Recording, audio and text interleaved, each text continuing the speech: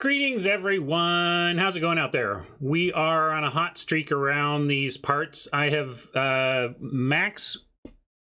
I've won the maximum in our last 5 drafts to start the day. I think I didn't win maximum against chat on Friday, and I think there's been some extra drafts that we've done after the initial action that haven't gone perfect, haven't gone max win. But I believe we're on a 5 max win streak for starting the stream, which feels pretty great. But also let's acknowledge the variance of the game, and it feels good. Feels like we at least understand enough about the format to succeed. But we've had things fall in our way too, so I'm not going to deny that. And been trying to figure it out because this is a streak along the lines of how I started Ikoria, and then Ikoria tapered off to medium, and I really regressed towards the mean. And in this format, I started off slow and medium, and now I'm suddenly tearing it up. So maybe initially I was thinking, oh, maybe my card evaluation skills give me an advantage early that then fades a little bit. And it's like, well, you come up with theories, and then reality says, well, look what's happening here. How does that explain it?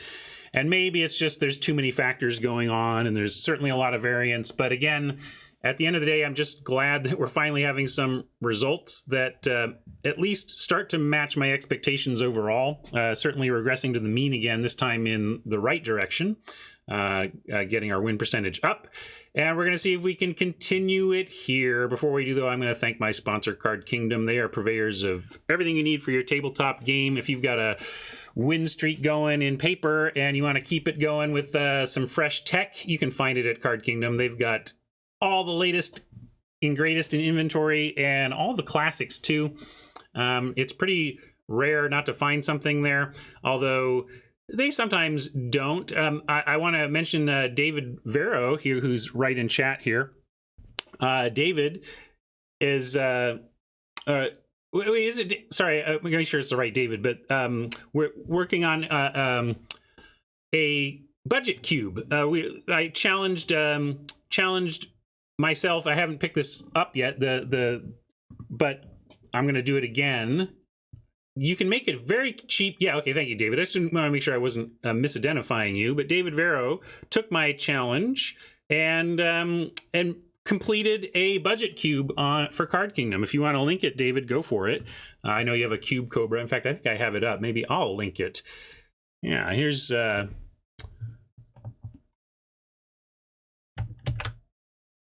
Here is the link. Anyway, mentioning it in my pitch because Card Kingdom has such a huge inventory. My point was that, and you could go in and basically for $100 build a 360 card cube of good quality, and David agreed and pulled it off. So David finished his first. I'm gonna look to do that myself too. Yeah, it's not an arena cube. And I wouldn't make, arena cubes are one thing, a budget paper cube is another thing, right? I wouldn't want to try and necessarily combine those two things because it's hard enough to operate under a budget out there. You might as well give yourself all the options, right? And Card Kingdom is going to give you most of them. David ran into a couple things here and there that he couldn't get because they had sold out for one reason or another, but they're always filling their inventory, and I really thank them for their ongoing support. Thanks, Card Kingdom. Let's get drafting though. We're going to pay this 1,500 in gems and get to draft view. I will get today's line item started in my spreadsheet. My spreadsheet needs some updating, but it's not too far off.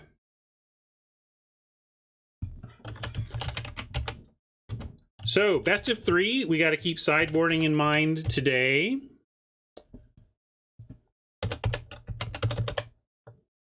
It does have the capacity to change what we pick, especially at the end of a draft. Apparently, this is not a popular format.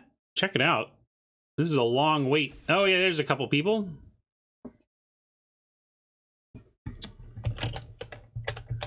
What are we thinking about this format? You don't have to be aggro, but you need to deal with aggro if you aren't aggro, and that means defensive speed, getting on board early. Affecting the board on turn 2 is pretty important. especially if you're on the draw. If you're on the draw and you have an opener that can't affect the board on turn 2, it's pretty risky to keep because you could just get bowled over.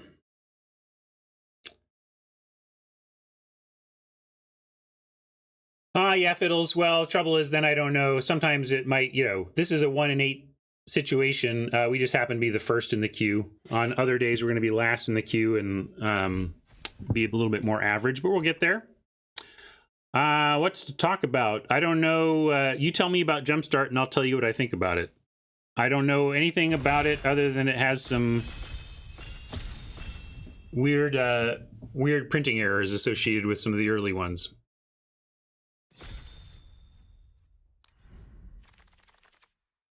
And we are no longer waiting, so let's get going. Terror of the Peaks, snap, easy. I've never had this card before. It's in conversations about best card in the set. It does have the, quote, drawback of not doing anything until you untap. But if you can untap with it, you're probably going to win that game. So we're going to start there.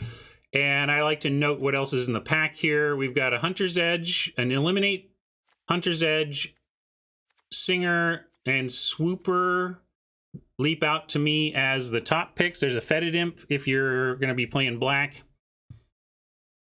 But we're going to take a Terror pretty straightforwardly, just looking at what we might end up wheeling. I was talking to my friend Martin about, he noticed that once I did this, do a screenshot of your first pack.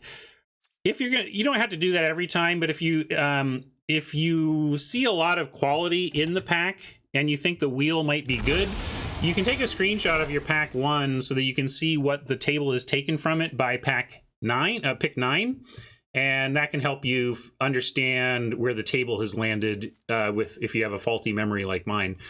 So Magmut is a fine 2 and can back up the Terror. Turn to Slag is ultimately playable, especially with the Scythe running around, but not amazing. Striker, also a consideration. It's a new color, though, which is what has me leaning to Magmut. If this were a red card, you know, like if this were some sort of red double striker of this quality and this were a 2-drop white doggy, I would take the Striker, but I'm going to pick this for color consideration here. It matches our first one. Pteranodon or Hunter's Edge. We've had a lot of success with red-green, so I'm totally in for that. I'm just not sure if I should be taking Pteranodon or Edge. Where are you all at on that pick? I'm going to give you 30 seconds to tell me Dawn or Edge. Curious what chat thinks of these two incredible commons in green right now.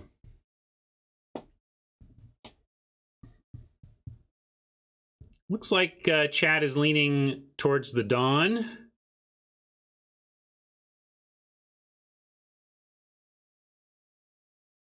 That's somewhat fair. I was talking about replaceability in YouTube chat, and I think Hunter's Edge is ultimately it's removal, but this is a hard to replace 2-drop. This is one that we want as many as we can get of, and is excellent in this archetype. So I see where chat is coming from on this, but that was really tough to let go the removal there. But yes, 2-drops are incredibly vital. And Turret Ogre as, do you like Turret Ogre or Battle Rattle? Are we battling or shaman? Are we a turret or are we a Battle Rattle? Yeah, I went here first because of the 4-power. This plays into the 4-power themes, though. This can go on a Pteranodon and allow it to attack, for example. Battle Rattle is good with Trample. All right. It's also uncommon. We're more likely to be able to find these later.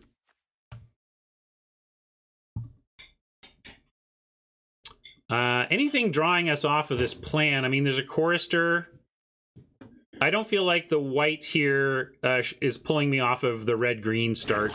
especially the red. I mean, we really want to play this terror, so if we wherever we can cut some red, I think that's going to be good for us. But do need to be looking out here. Like, I want a swift response here, I think, over an Arsonist. Do you agree with me on this one? Arsonist is fine. It's playable. I don't feel badly if a red deck doesn't have one, though, right? I don't find this... Really, what's good about this? I guess if you're doing the low drop thing, you can make this work. I've never seen anybody use this to any effect, but I think swift response is the signal here, not idol of endurance. I'm going to hedge towards white with the response.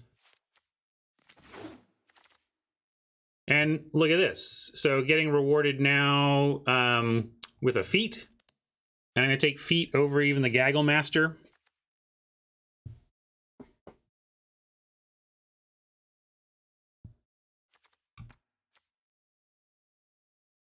I just value the feat of resistance so highly if we get into white here. Pride Malkin says not so fast. I'm going to take Malkin, but I'm not sure where we're going to land here. These are all the Pegasus and Shieldmate are okay in the white-red deck. They're fine. They're playable. Pride Malkin's actively good in the red-green one, though. So I'm going to take Pride Malkin. Yeah, we could even abandon red. I really don't want to give up that terror. But if the table forces us into green-white from here, I will listen.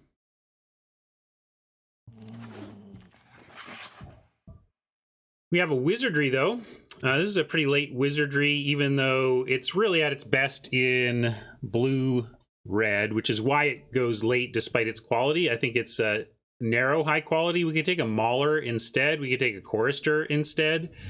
What do you think, chat? I think it's actually probably Chorister or Mauler here, and I'm not sure which. I think I'm going to lean Chorister.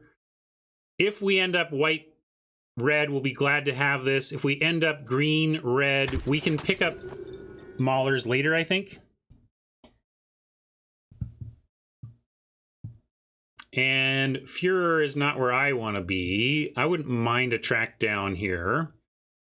Continuing to hedge. You want to take the sword there. We can also take a Defiant Strike if we want to bail on the green and just lean into the red-white we're seeing. Oh yeah, I can change that. I usually change my info at the end, but let me let people know what's going on here. Oh, I guess I'm taking Defiant Strike. Sorry, I got a little distracted there. I'm going to take a Sure Strike here almost no matter what, although Run Afoul is much better in best of 3, obviously.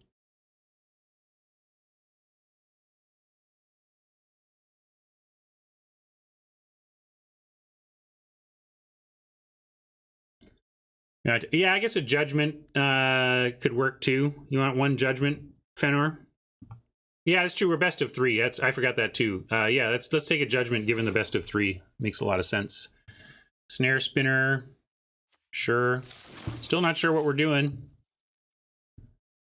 Do I take this? I guess if we ended up super low to the ground, red-white, I would consider a Führer, and certainly consider it out of the board. You want a Growth here, though, David? David wants a Growth. We're not doing Naya. I guess I like Growth better than Führer. If we get Führers, okay, but you know me, I'm not exactly looking to get those in the deck. Although the white's just here. Oh, look at that. We get a Rada.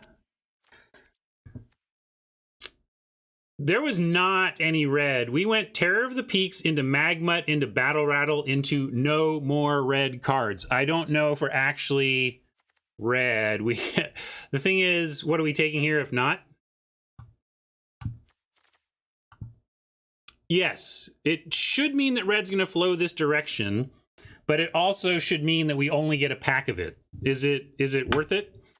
Yeah, maybe we wheel the Highlands. I think we got to take Rada, though. There's nothing even here, like, over a Magmut or a Training. Like, the alternatives just aren't good enough. Or a Gaggle Master. Gaggle Master's fine. But Rada, yeah, Rada has proven to be quite good. So we will take Rada.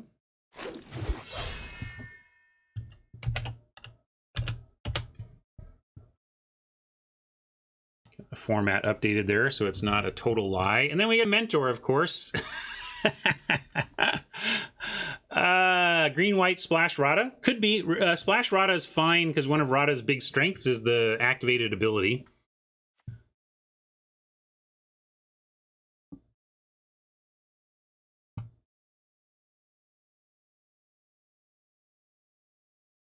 Oh, wait, this is a tough one. We could get Solidarity too. Yeah, terror is great, but it's not worth forcing a thing that's not there. We'll see. We'll see. We got to take the Mentor though, and continue to try and listen. And then we get a Acolyte that says, "Yep." I mean, yeah, Solidarity being in that pack was pretty mean. But we got like, okay. Fun. We could take a Cultivate to help with the Naya plan. We could take a Temple to help with the Naya plan. We could take a Temple to cast to do the Rada. I actually kind of like the Rare to help with the Splash. Temple sometimes wheels, I guess. I think we'll wheel the Malkin. I'm gonna take the Temple. It does the fixing thing, but without using a spell slot. And hey, it's gems. I hear you, Tron. I think we're gonna wheel it though.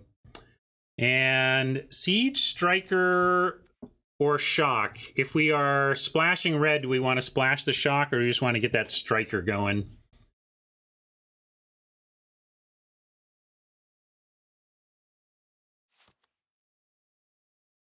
Yeah, it's unlikely, Fenor, but it's not 0%. It depends on where the table's at with the green. It seemed like green was pretty open. Now it's seeming like red is pretty open. And there's nothing here for us. We could take another Temple, the half color Temple. Dub. We could take a dub on for the sideboard. I'm not main decking dub though. You can't get me to.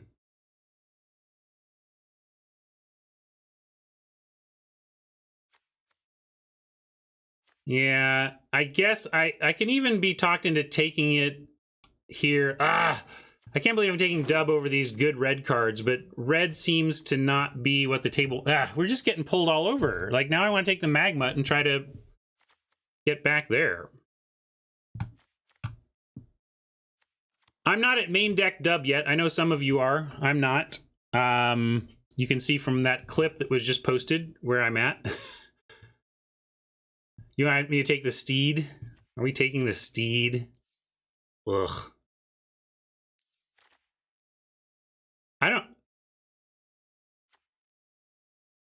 Yeah, I don't know even what we are. Maybe we're mono white. Mutt for the board. We just take some gems. Destructive Tampering is decent for the board. Truffle Snout or Spinner if we are still working on the red angle. I guess Truffle Snout does the counter thing if we end up there. And we have a lot going on at 2. Spinner I've liked in my long game, like blue-green, long game type green, but have been less impressed with it as a in an aggressive deck like this one. I think we take the Rugged Highlands and see about Nayang this.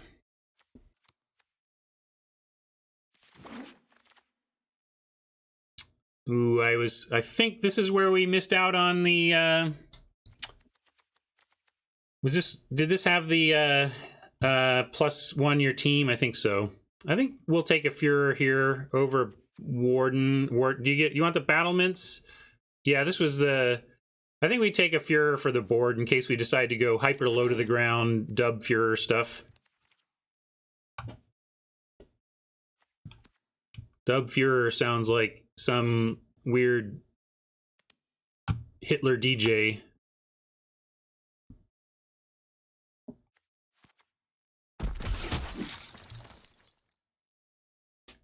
Thrill. Not thrilling, but we'll throw it in the board. Maybe it makes the cut in some world. Well, we got, I mean, I love where we're at. Like, it's a little bit confusing, but we have great lanes into a very powerful deck with 1 pack to go. Yeah, no kitty came back. And here's some push. No green here at all. We could take a Houndmaster, an Acolyte, or a Dragonfire. Maybe we're splashing the green. Splash a Conclave Mentor. Splash Rada. You want the Acolyte just doing what we're doing? Yeah, I guess we don't even have the tools. We have we don't even have the hounds for the Houndmaster, huh? Acolyte versus fire, interesting question, but we don't know. We might be being pushed out of red here, so white is where at this point we know we are. So yeah, let's take the Acolyte. I know we're short on removal, but I like the Acolyte play there. Doggy here over anything else I'm seeing.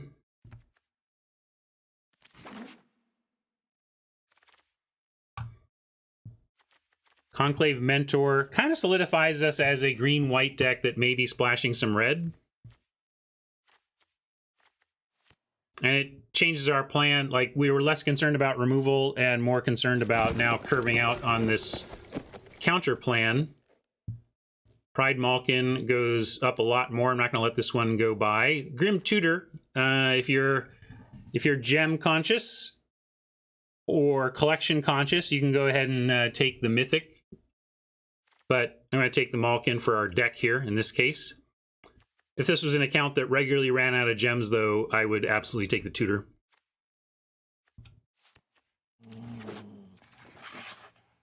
Speaker, what do you do? Oh, this is the, if it has lifelink and vigilance. It's actually not bad from that standpoint, just being a cheap drop.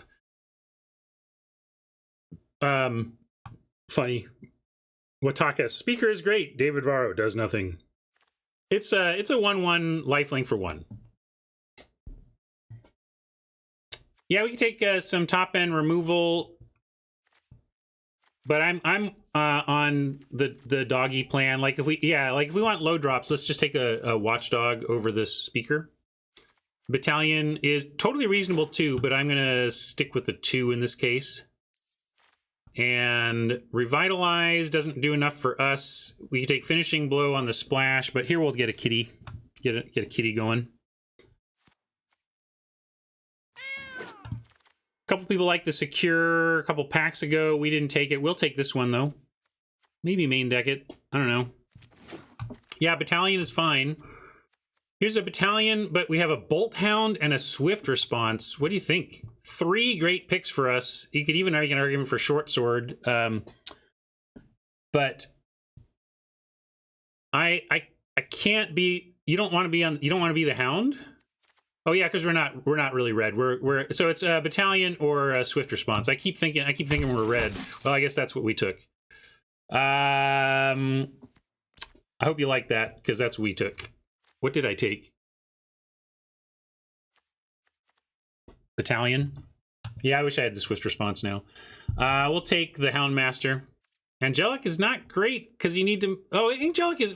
Sorry, I was thinking this was a life gain one. Yeah, we can take this. Yeah, we can take that. Sorry, I misthought. I was thinking that was a different card than it was. I think I was thinking it was this one. I saw. Yeah, definitely think it was this one. Return to Nature for the board over Dilo for anything.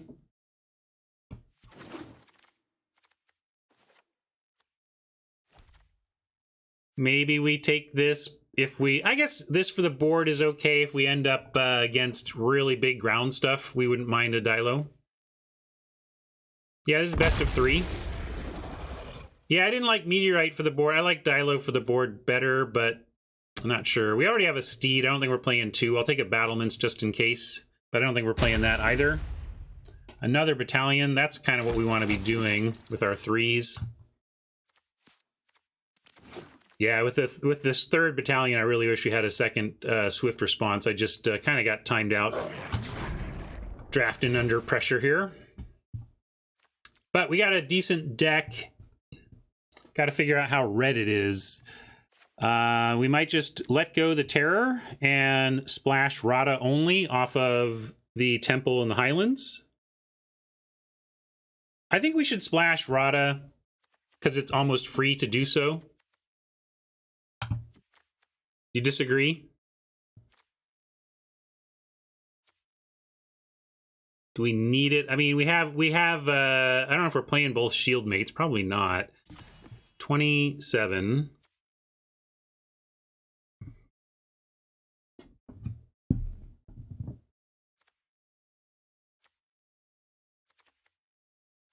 Snare spinner, not really what we're doing.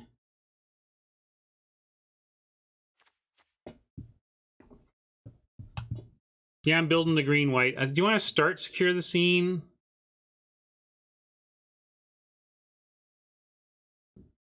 That's the thing. We could cut this and just get it down to 16. Well, we have Rada. If we're splashing Rada, this would be where I wouldn't splash Rada, right?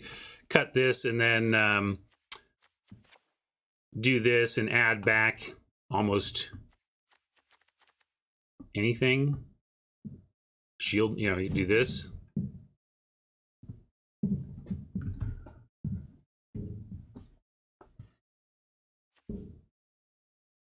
Well, we can keep the shield mate back in to keep those numbers up.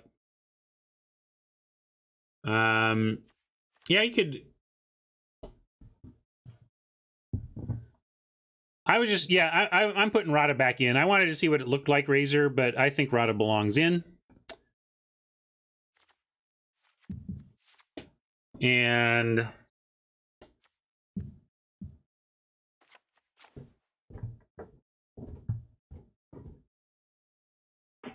we could do a spinner instead of a shield mate, I think.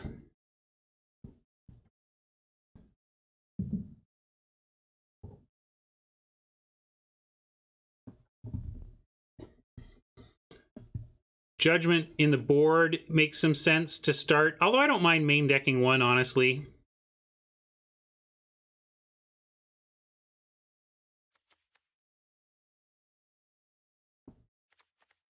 I like spinner main, and then we'll pull it if they don't show flyers. Like, I'd rather have the 1-3 for 1 over the 1-3 reach for 2 if they're not showing flyers. But if they're showing flyers, I think the extra mana for the spinner is fine.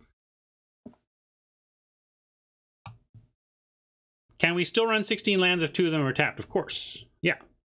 I mean, the punishment of these is not on your land count. It's on your missing mana on a turn.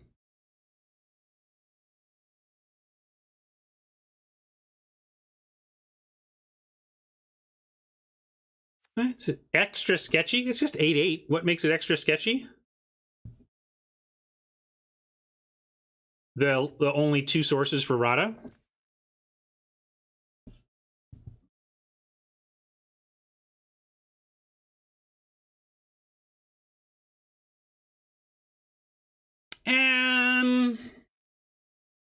If you draw if you have a tap land in your opener, it's perfect.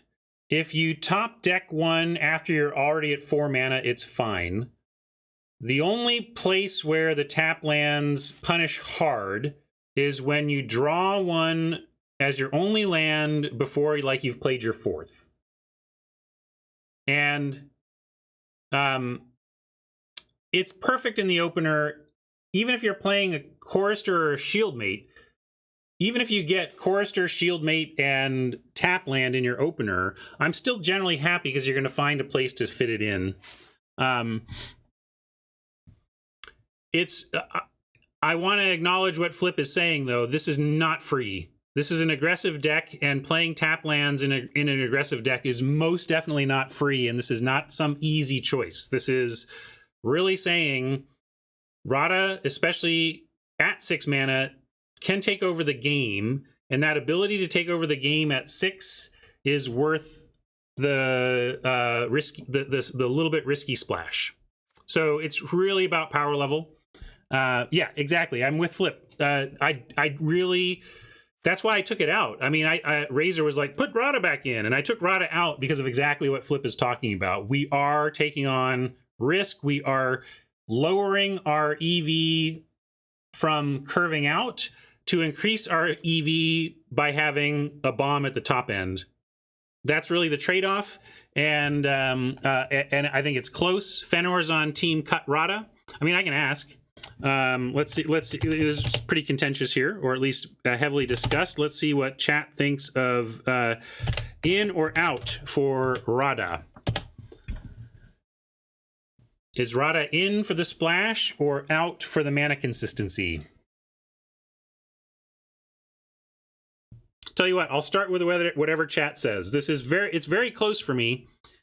I have leaned towards Rada being worth it here, but if chat is cleanly on nope, I'm happy to start with Rada on the bench and see how it goes.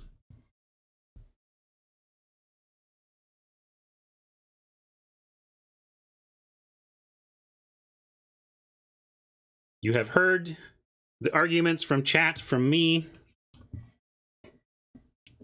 The risk reward is clear.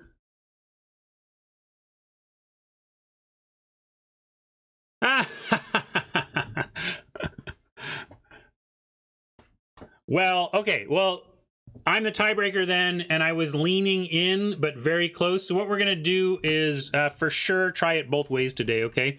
I'm going to leave it in, and then we'll see how it goes, but we're going to try it without as well, okay? More planes for 2-drops. We have important green 2-drops as well. So I see their need as equivalent, and we have 8 sources of green on 2 and 8 sources of white.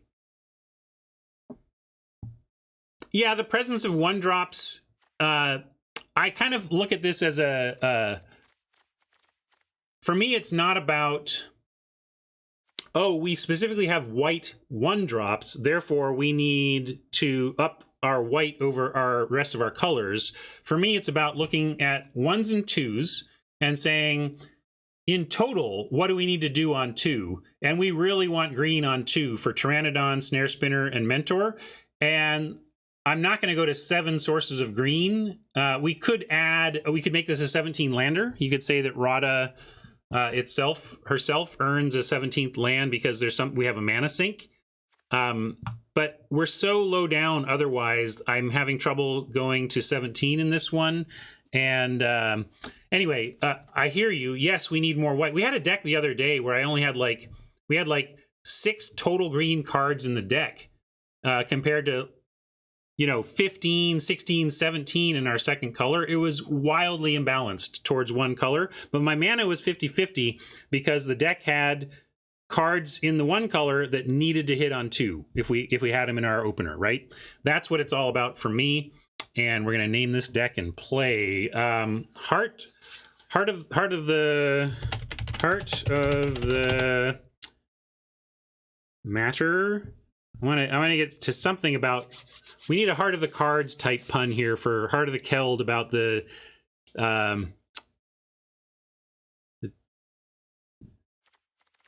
this controversy, this choice. Let me just do Heart of the Matter. The heart of the matter was whether Heart of Keld is. How about that?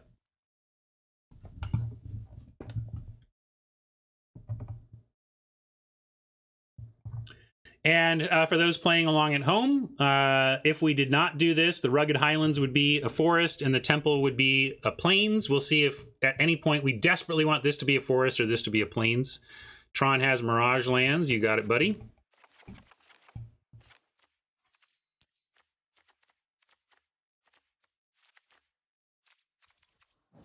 Oops. Man, still not playing Terror of the Peaks, I guess. I really thought I was going to finally play that card.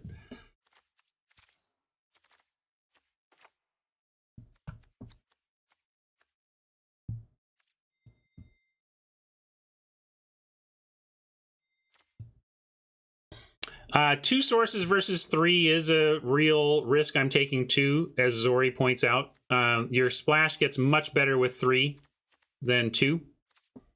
That's another way we could lean here is to cut a forest risk going to 7 on forest to add to the red.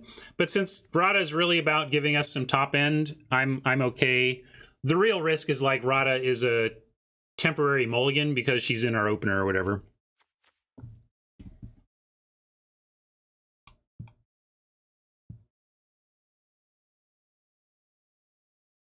I don't know if anybody else has anything, but I'm going to get going here, all right?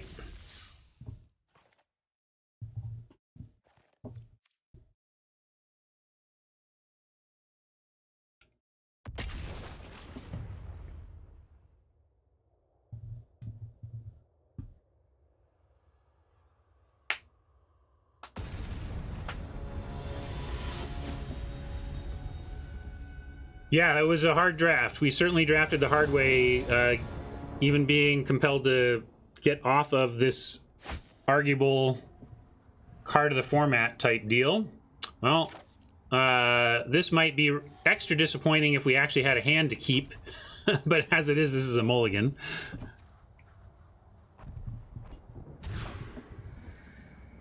All right.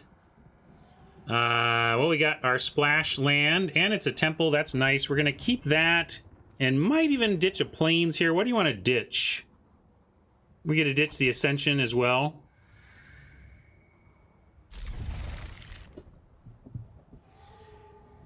Really?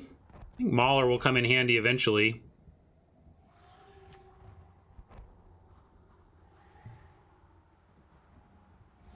I think it's Ascension or Mauler, yeah. Or, well, Plains. Nobody in on the Plains. I mean, we do have a temple that's going to scry us, so if we ditch the Plains, we are a little more likely.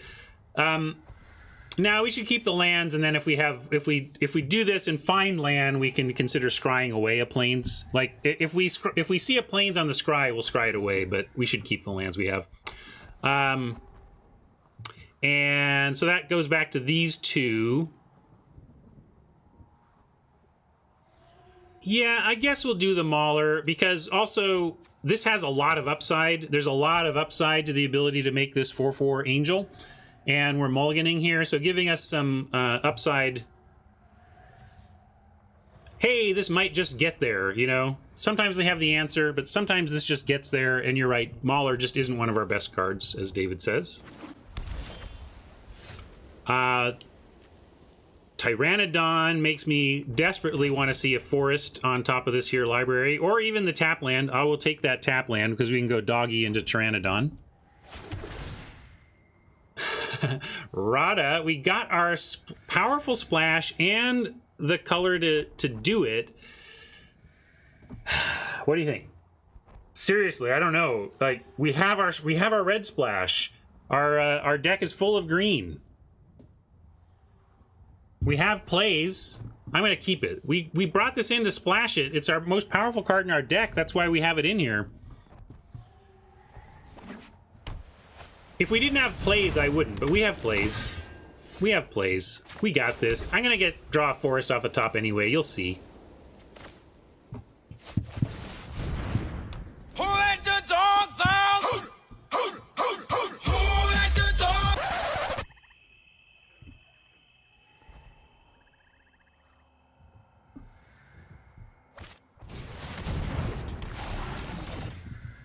No, that's just a clip I threw in. All right, no Keld mana yet, no Tyrannodon mana yet, but we do have Acolyte mana.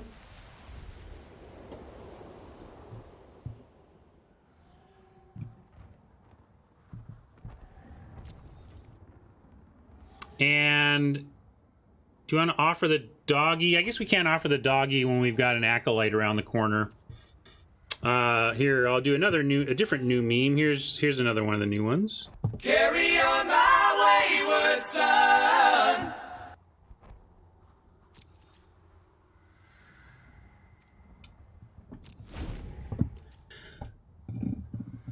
Yeah, we could consider an upgrade to Angel, and yeah, actually with this we probably will.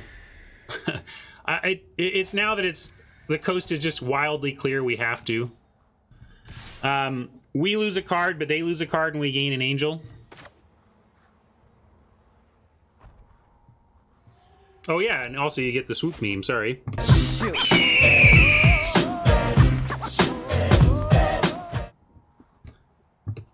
Managing new memes, give me a break. Also trying to...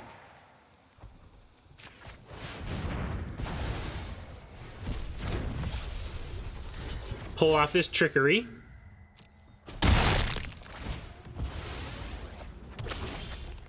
Oh, feet. Well. Well. Hold up feet or acolyte? Feet gives protection, so if they've got something like Faith's Fetters, feet can work after the fact. If they've got something like the finishing blow, though, we're going to want to keep feet up. Too bad this doesn't have vigilance. I am going to hold it on defense in case... because if they send in the Gale Swooper, it means they've got something, and it means our feet will be very good.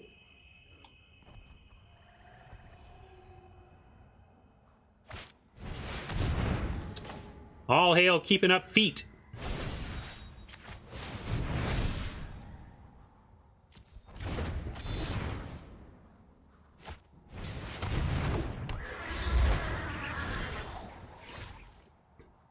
Siege Striker makes me want to play that over the Acolyte so we can get 2 cards for the Acolyte. They're tapped out and don't have 5 power, so we do have an Angel attack, which I'm going to take at 20 here.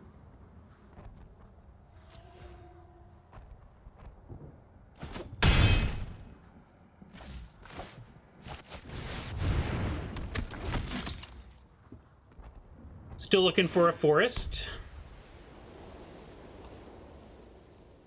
And here would be a spot where, of our 8 green outs, we have a 12.5% chance of, when we finally do find our green source, it punishing us exactly the way Flip was worried about.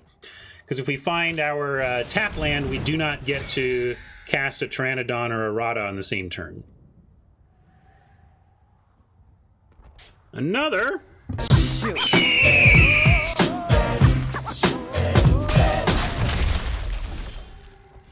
Pride Malkin, not what we're looking for yet.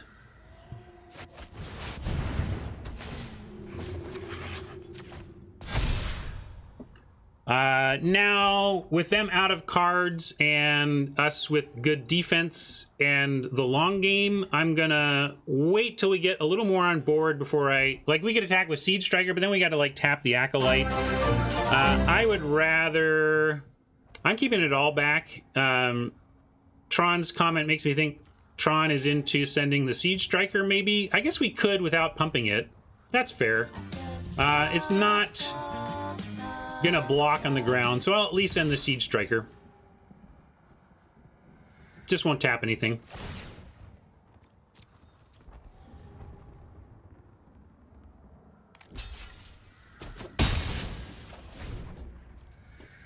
Fair enough. It is a May. You don't have to tap everything you've got. Thank you for the host, Magic. I don't know if anybody out there at Wizards is watching. Nobody's at Wizards, though, is the thing. Well, anybody who stumbles on Magic's stream will find us. Yeah, they had a good top deck there. Now I wouldn't mind our own top deck of green. Although, now we're just losing the race in the air here. Hey, look, 12.5%er came through, and it's pretty punishing. We would love to cast one of these cards here. Is it the difference between us being competitive in this game or not? Dunno.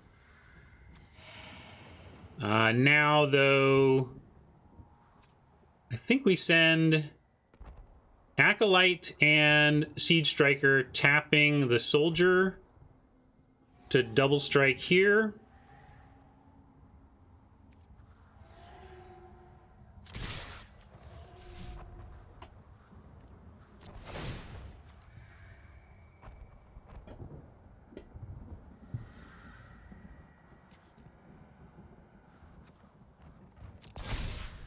Yes, it's not that any of these would have saved us from flyers, but getting Rada out right now could easily be the difference between winning and losing in terms of the race.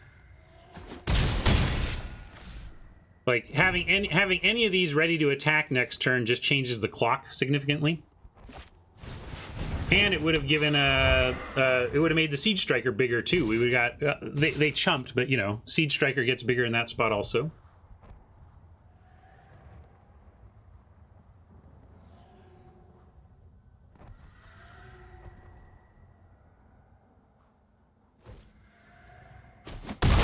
But we're pretty doomed without something for the air. We can gain some life here, so we're not straight dead. We have to acolyte a counter onto the acolyte, so we can gain 3 life, get to 9, and only go to 1 on their attack. But they have veteran to actually make it irrelevant. Yeah, let's see. We can do. We're just like a mana short here. If we even had another planes, we could at least go acolyte, you know, Pteranodon, tap them both. Yeah, we got to make them have to block, right? So that's going to be still going to be acolyte here. Now I kind of need to get to 10 life because veteran.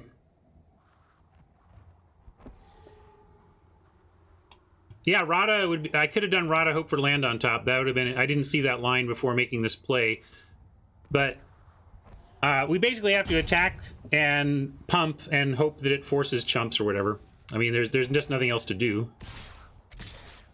Math is for winners.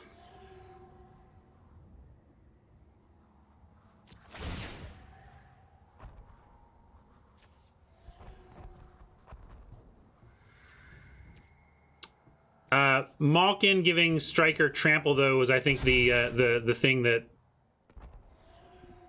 would have made the difference. Oh yeah. Sorry, I kind of repunted after feeling like I played the wrong creature. But looks like we survived if they don't add to it. And now we can Pride Malkin the Siege Striker and maybe just get there. 3, 6, 7, 8.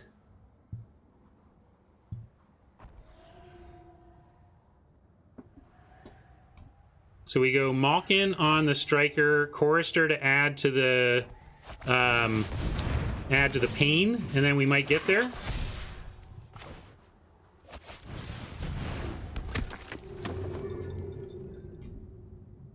Yeah, maybe it wasn't a punt. It's just a lot of complicated factors here.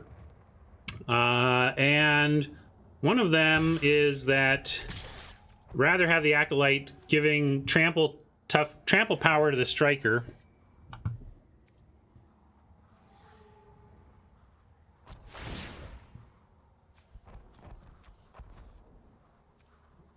I don't think it should matter if we've got this, right? Like, I mean, the 16, 17, 18, 19, we have 19 trample here. 19 trample should just be enough.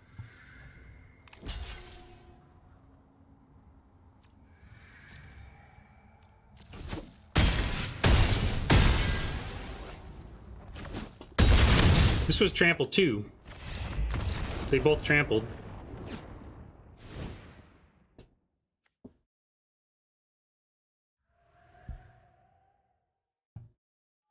Well, I don't think I thought through that great. I maybe made the right choices even in the end, but I'm not even sure of that. So yeah, it went well, but I'm not particularly proud of my navigation there. We made it. We got there, but I'm not proud of that navigation.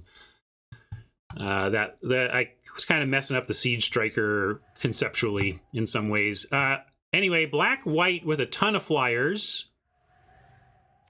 Aggro, black-white, flyers. Anything else we can do about the air? Anything we want to do about Return to Nature? I don't think we saw anything for that. Nothing for Return to Nature. Secure the scene does not seem good. Neither does the judgment. Is this the dub matchup? But they have secure the scene and Legion's judgment. Dub seems like I'm asking for a 2-for-1, Haj. Are you serious? Okay. Well, I mean, you know, it's like, it's not Friday, right? Haj is not trying to get me to lose. I don't love this matchup, but I don't know what else to do about it. Yeah, I mean, bring in a dart, right? Maybe we need to kill a swooper. No Tom. What would we cut for it? Maybe over Titanic growth? Maybe that's sensible. Like,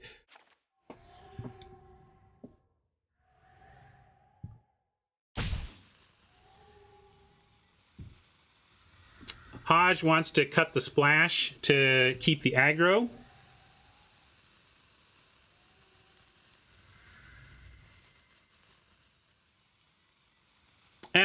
Well, too late. I'm going to run this. If there's a game 3, we'll rethink together.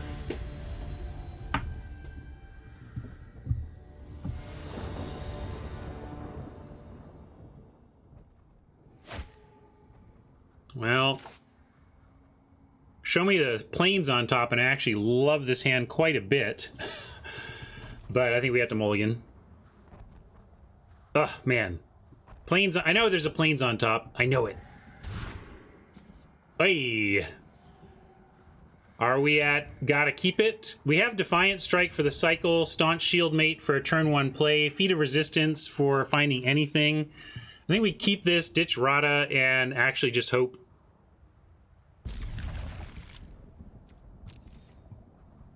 Rada is not going to be a factor this game, though. Sitting on the bottom like that.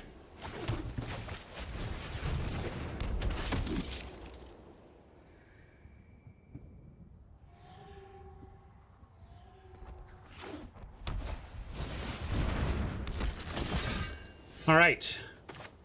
A little bit of luck there. I'm going to go ahead and use the Defiant Strike. And in fact, I shouldn't have played this land if I'm going to use a Defiant Strike.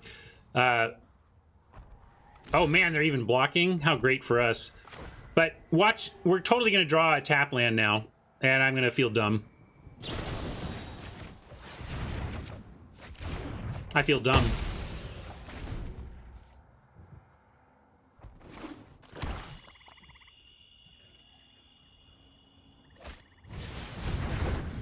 But that wasn't a problem with the tap land, that was a problem with me.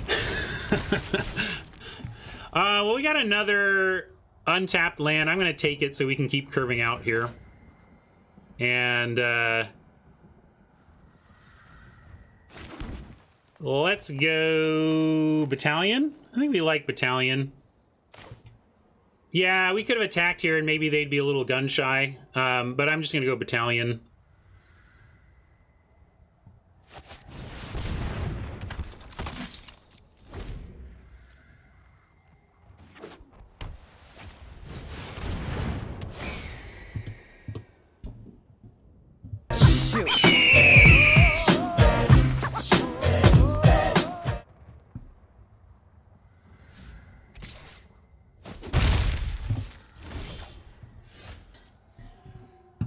All right, we found another untapped land, but in this case, we can't really 2-spell. So I'm just going to Temple, and then next turn we get a 2-spell turn. I can ditch it if they sack their dude. The planes, you mean? Yeah.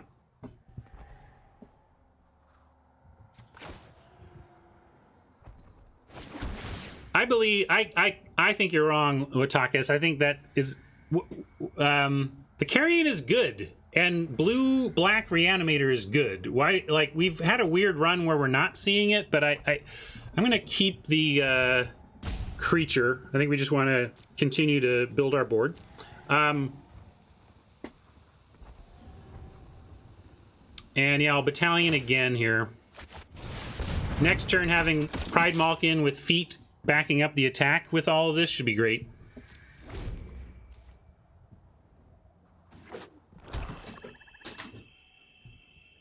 What's up, Rocket? Where's my good boy?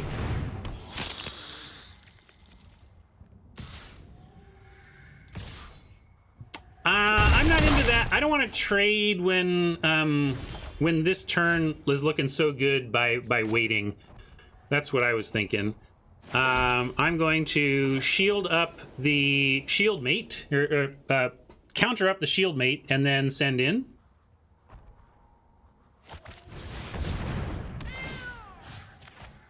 It should be just a great attack here. And if they... this is why I didn't want to attack. I did not want to offer the trade or the use of the feat last turn because I had visions of this turn in my head of doing this right here, and it seemed amazeballs.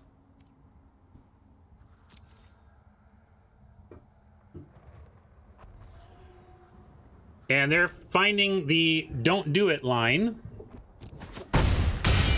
And I'm going to drop the watchdog. You don't think they would have traded? Maybe not. Maybe I misread Oppo's willingness to trade. We're just going to give him the 4 life for right now. Hodge like keeping up the feat. I guess I didn't keep up the feat because I don't care too much individually about any of these cards. I want more to use feat in the defensive context. Yeah. Yeah, that's fair. Certainly gonna rethink. We'll leave the battalion back now.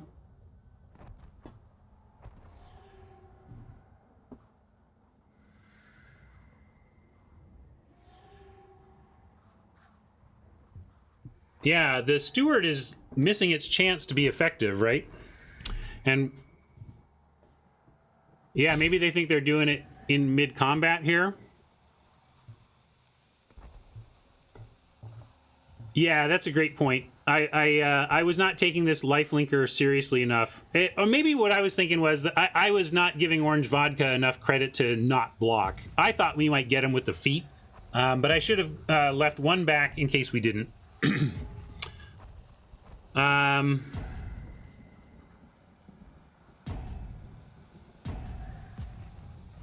Yeah, with Acolyte, we can really get all of it. Let's see, 8, 9, 10, 11, 12, 13, 14, 15, 16, 17, 18 trample, 17, 16, 15, 14, 13, 12, 11, 10. But that is not lethal. Then they crack back with... all right, I think we go Acolyte. And like this. And then we can go, certainly the Vigilant. What if we send these and leave everything else back?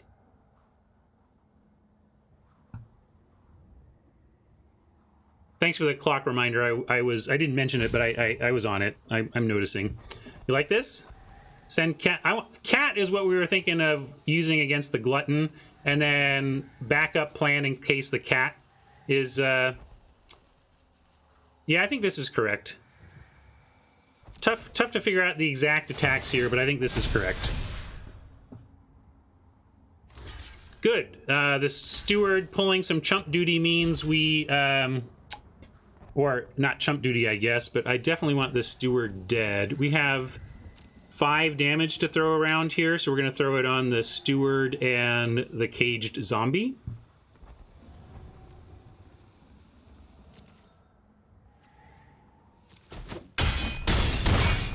They can't. They may have been thinking they would, but they can't. Sorcery.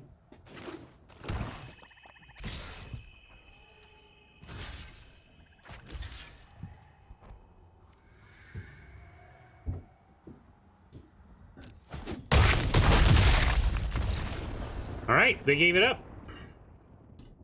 I was like, huh, do we have lethal on the crackback? I can't. And then like, okay, I guess we did. I don't know what that was.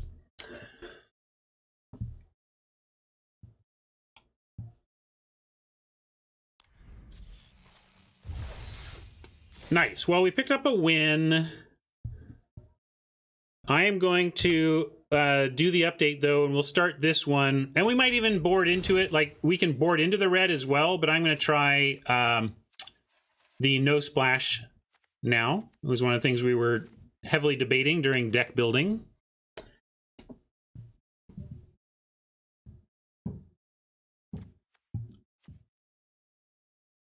And we can bring in Dilo, Steed for a little extra top end, Secure the Scene, or a Legion's Judgment to add to our main deck removal, or just another Shield Mate to add to our ability to curve out. I guess if what we're doing is trying to support the curve out, we should just add a Shield Mate with the Acolytes and everything. Shield Mate into Mentor, into Battalion, into attack, Acolyte, attack all. I'm going to try this.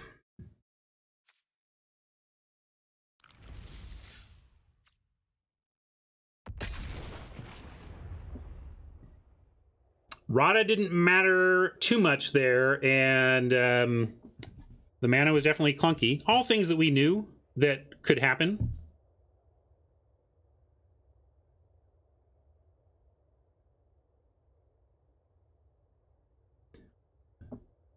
It doesn't really matter to me to know what the tap lands would have been once we take them, once we remove the splash. It's more important for me to know what would have been a normal land when we have to play one tapped instead.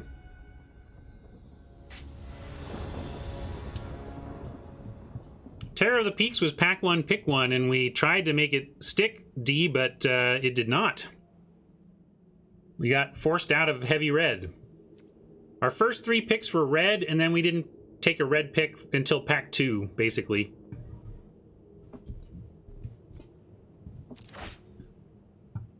Nice. I really wish we had a little one-drop dude now. One drop into this, you know, would be great, but this is fine.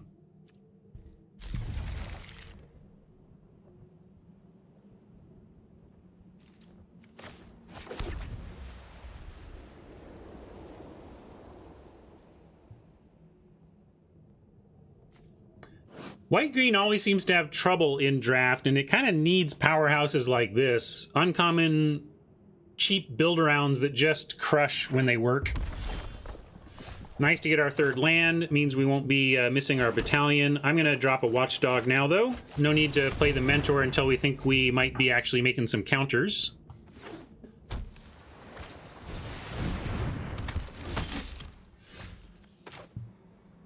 And this is nice. 4th land means next turn we get Mentor, Spinner, or even attack, Titanic Growth up, then Mentor, Spinner. But we'll do Battalion here. We could attack and have Titanic Growth to protect. But again, I just don't even want to miss casting the Battalion this turn, so I don't even want to offer that trade.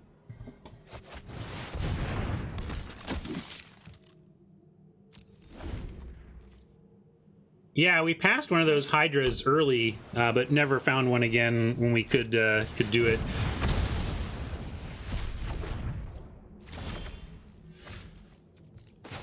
All right. Yeah, no green, no second green, so we can't 2-spell. That's a bummer. But I also don't want to Truffle Snout after the Mentor. We want a Mentor ahead of it. So, sad town, but I'm going to drop a Plains, play a Mentor, and then and hope it lives. We may face ourselves another Scorching Dragonfire here.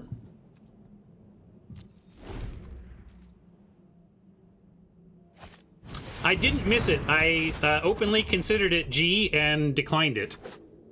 I don't think it was, there was nothing free about it, right? Like, because I don't want to trade the Watchdog, and I don't want to have to spend my turn on a Titanic Growth to save it.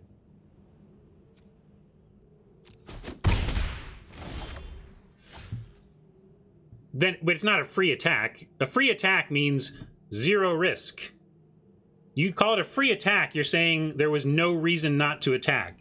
So it's just a nomenclature term then. I am disagreeing that it was a free attack. It was an attack to consider, but hardly free. So Truffle Snout gets the extra counter. Defiant Strike gets an extra point of damage. They're tapped out, so we can even attack first. Doesn't matter. I didn't want to trade. At the time, we were planning on battalioning. And when I have a battalion attack plan, I really don't want to trade off creatures.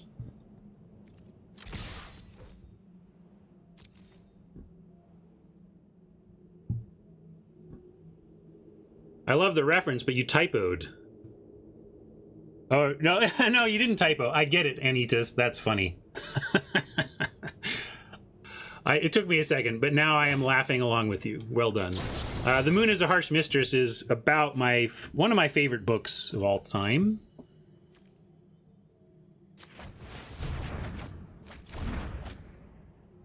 I guess I could have done this first, and we could have had Pride Malkin instead, but Truffle Snout's fine.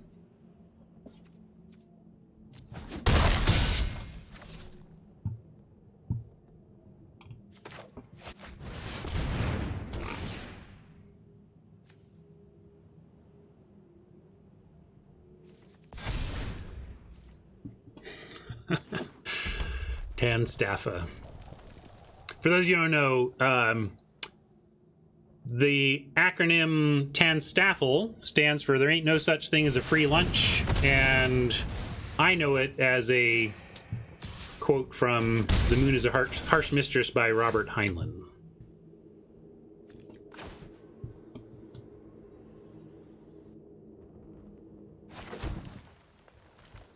One of my formative books for sure.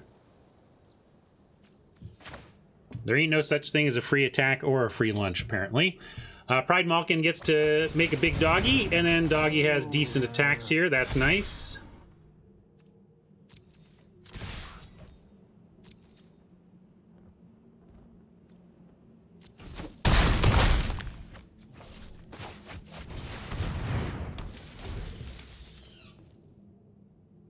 Boy, I do like having clean mana flip. I don't know if Flipperoo is still watching, but the realness of the knowing that our mana is good is quite real, Yeah, we're 1-0. This is best of 3 though, so we're in our second match.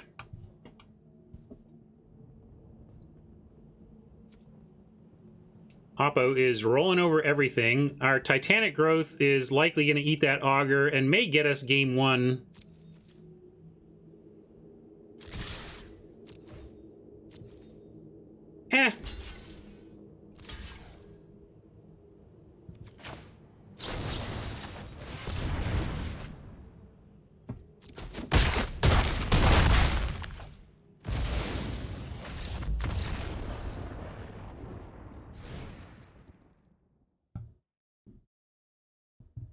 Yeah, Lofted Denial would have been rough, but got there. It was always going to make him have it.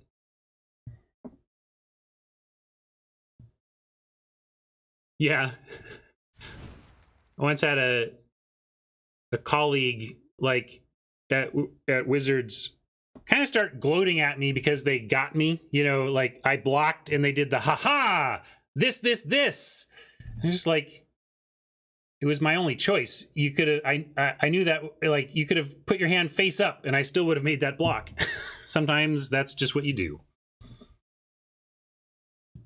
Like, my only hope was that you didn't see it, not that not that I didn't. All right, we see red-blue spells with some kind of a, yeah, no splash, just red-blue spells, looks like. All right.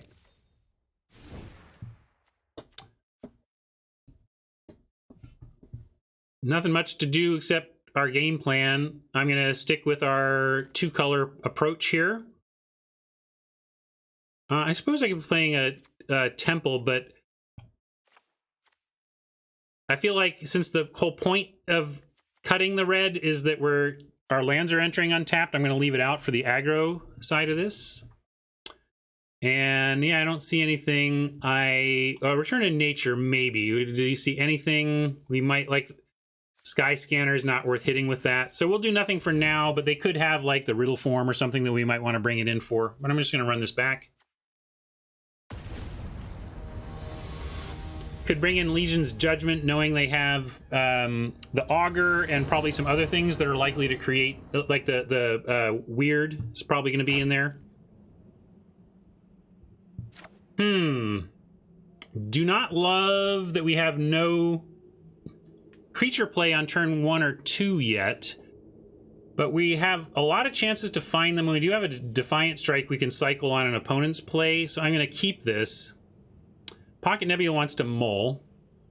I can't do it. If we knew we were against up Boros aggro or something, I might mulligan that, but they're not so aggro that we can't withstand this.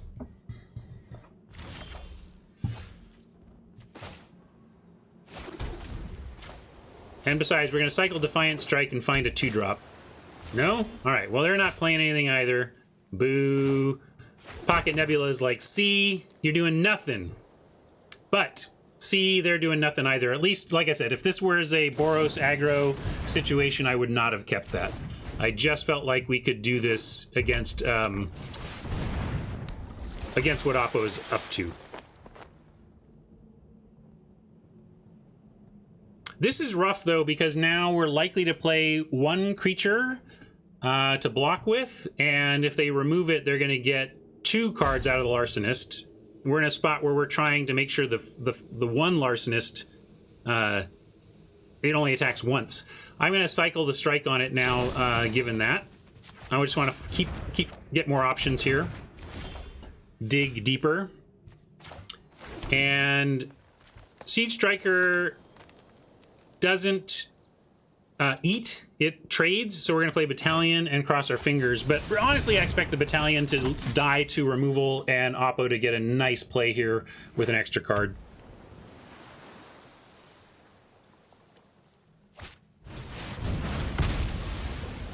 At least it was 4 mana removal, so they don't get to 2 spell this turn. But that was rough, and now we're in a spot where we have to do it again and kind of cross our fingers.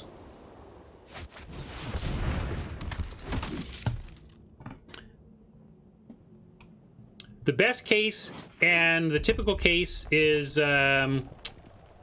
response to removal. You take their removal spell and turn your creature into an angel in response.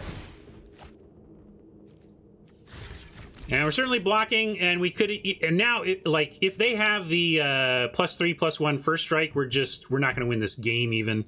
But we have to try.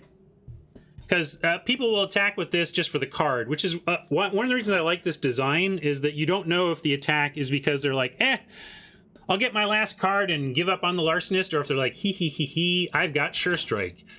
We're going to trade for a card either way. We can't sit here and not block the Larcenist, so there's really no choice here. And we're lucky that they were on trading their last card and not Sure Strike.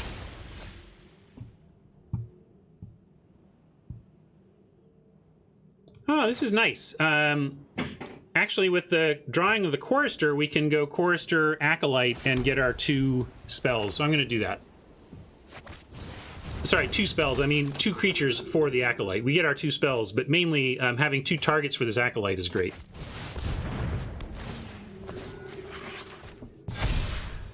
And at 3 toughness, they have no blocks, so we get to attack as well.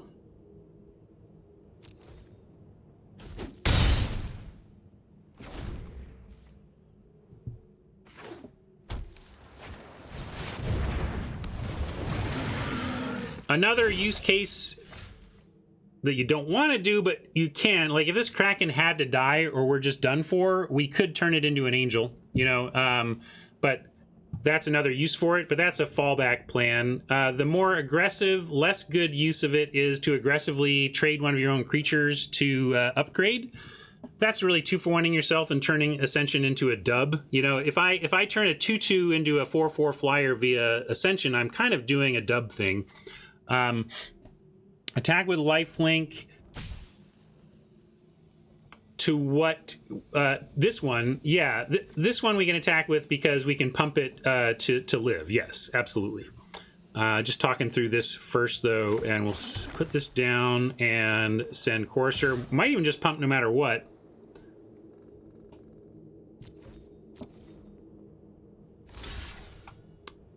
Ooh, they're going for killing it. Oh, they're trading for the Arcanist. So now we can think about using the Ascension to undo. I like the move. Yeah, Haj is like Haj is disappointed in this line, but we can still do this, and We could ascension it and turn it into an angel instead.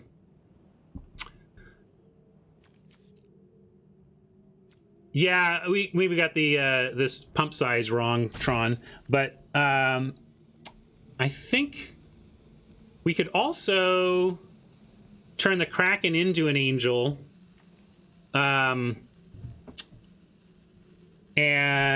our chorister lives, and then we have this chorister that's going to be gaining big chunks of life every turn.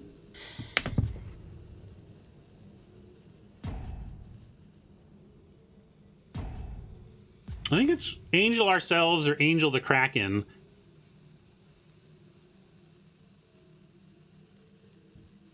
Well, it gets tapped. It gets tapped on their turn, but not necessarily on ours.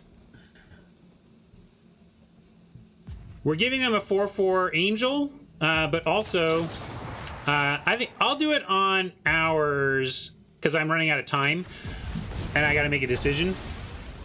But I kind of liked it on the Kraken because even with them with a 4/4 Angel, if we have a 5/5 lifelinker, it's going to be largely okay for us. It was a close one, though.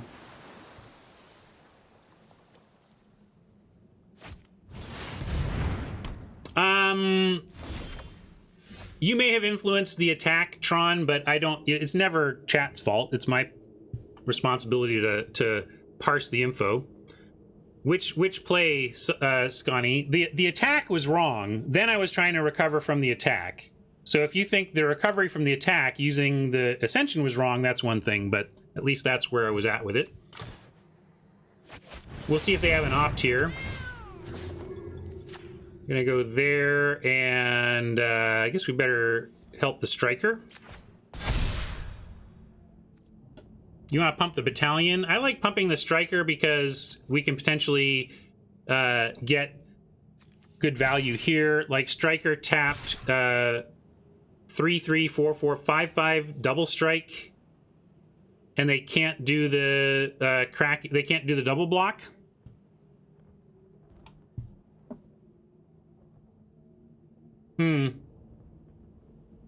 Yeah, that's true. Attacking the battalion is something that could trade with the Kraken, has some value.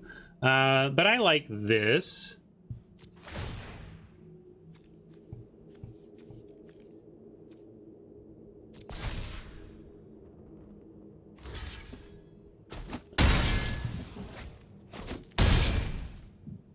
I'm worried about this. They could untap and just wreck us. A couple removal spells, untap and double slag. Double slag on this and this would kind of end this game. Push us to 3.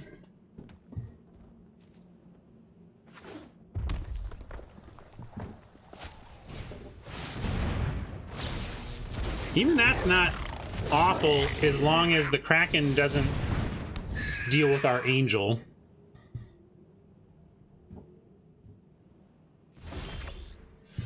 Drawing land does not help us really either, but let's start. Okay, no pauses, so I don't think they have anything here. So they have a lot on the ground.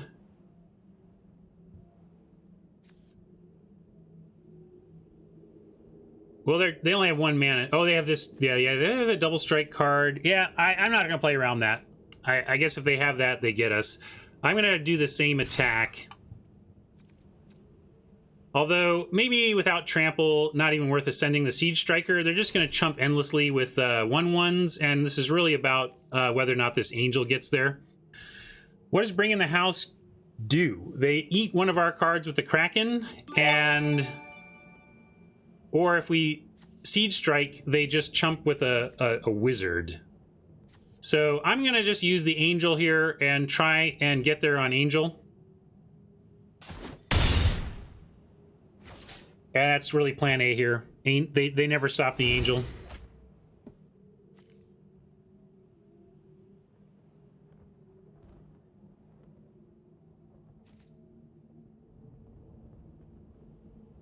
It's really a 3 turns to answer the Angel, because we get them to 1, they have a chump, then they're dead, right? So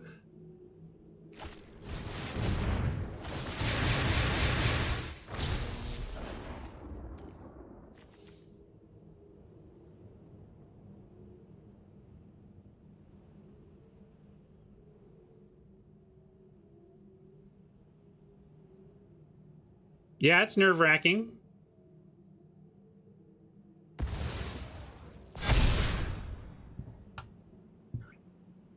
I mean, if they do, if we're not dead, don't we win?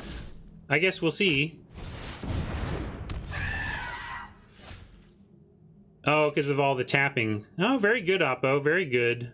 No untap, right? Although, is the Kraken not untapped too?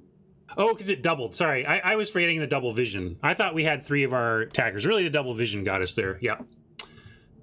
Doubling up on that was very good. Although if we found the kitty, we would still be able to win. We get a 6 power into the stinger. Oh no, we still wouldn't have won. All right, game 3 it is.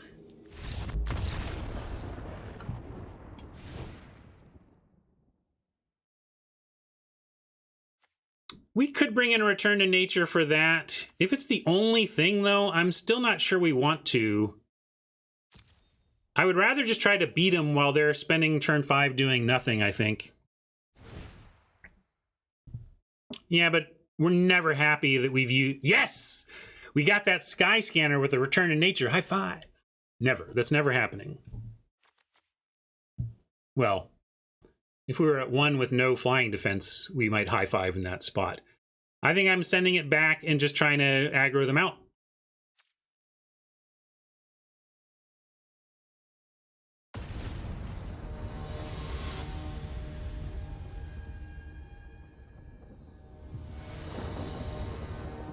Sabretooth is whatever, but it fits in with what we're doing, Yankum. This is very much a +1/+1 counters deck, so it fits with that. All right, this is a hand, baby. And Oppo on the mulligan. Let's do this.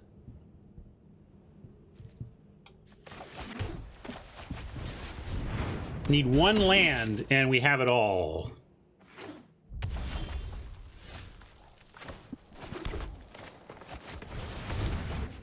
They're playing red. We might lose the Mentor before we untap, but I love the start we have here.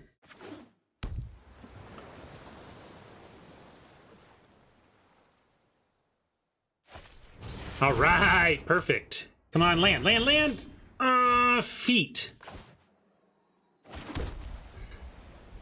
With the Acolytes behind, I'm not going to wait here. We're going to Pride Malkin, and I'm going to put it on the Mentor, though, unless it's...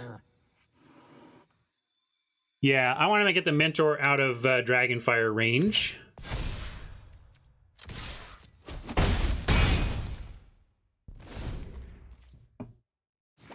Oh, also, I think we got Dragonfired, and I totally missed the meme, so I'm going to give you all a Dragonfire meme, because I missed it.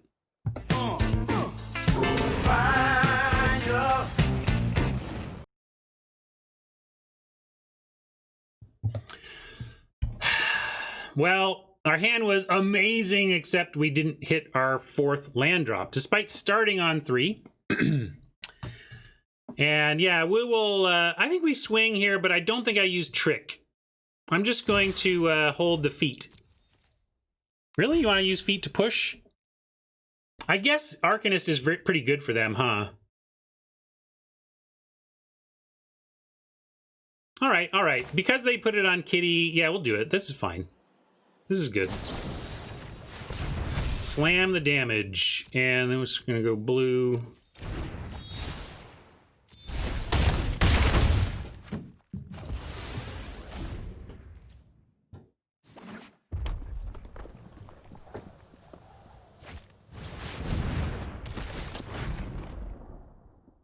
Well, if they can keep it at a 2 or a 1 power, we'll be happier. All right, kept it at that. Nice. All right, they just gave it up.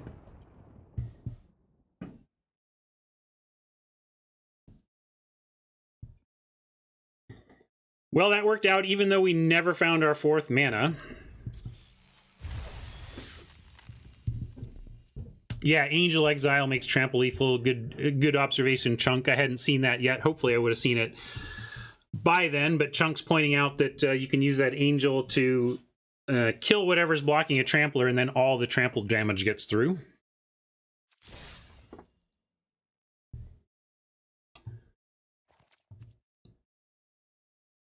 So, what do you think? We've played it both ways. I'm going to let chat decide.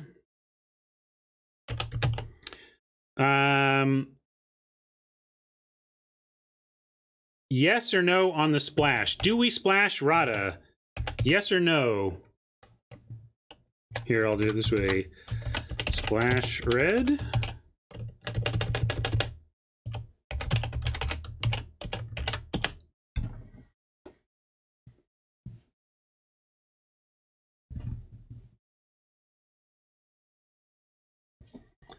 A lot of people on no after that very impressive showing where we just curve out stomped.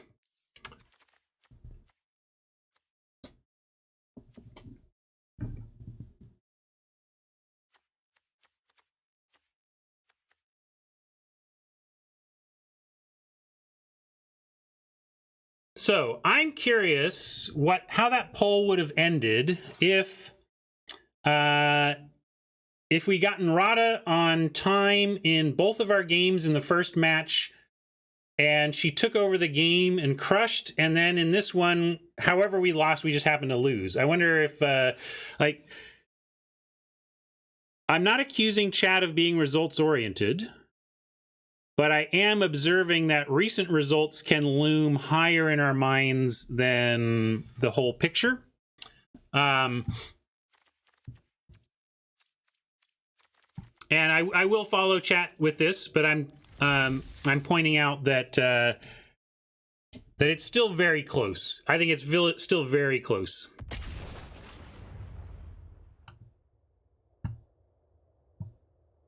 Hodge does not think it's close. Hodge thinks it's obvious to not splash. I've been coming off of splashing more than I have been in the past, Hodge. But I think this is closer than you're making it out to be. But maybe I just think Rada is better than you do.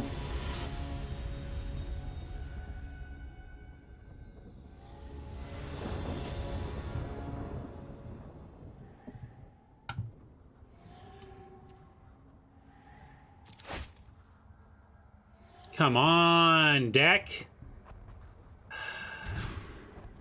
It's a little better. I'm gonna keep. And since we only have a 4 yet, I'm gonna be a little bit greedy here and pitch a forest. Do you agree with this? We could be not greedy and pitch a kitty. But we don't have a 4 yet. If we were on the draw, it would be a no-brainer for me. If we were on the draw, I would snap bin a forest because we'd have that many extra turns to find it. One fewer turn to find the land makes me a little nervous, but I still gonna do it. Still gonna do it.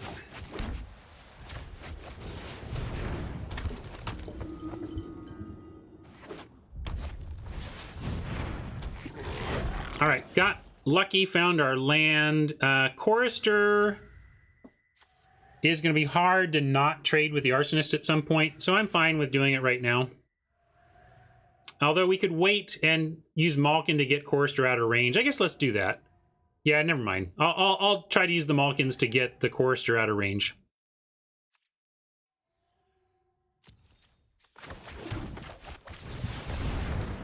But we have 2 of them.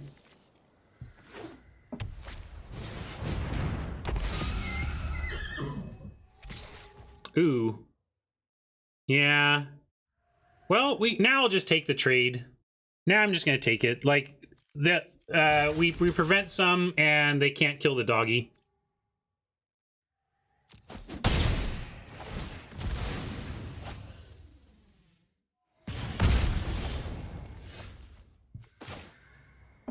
Truffles. We're just Malkin, so the doggy... Well, the doggy already offers a trade. I'm going to start... Yeah, I'll offer a trade here, too. Normally, I don't... I'm looking to keep a board. I mean, we do have battalions and acolytes in here, but they're red-white. They need a board, too, so I'm in for offering a trade here.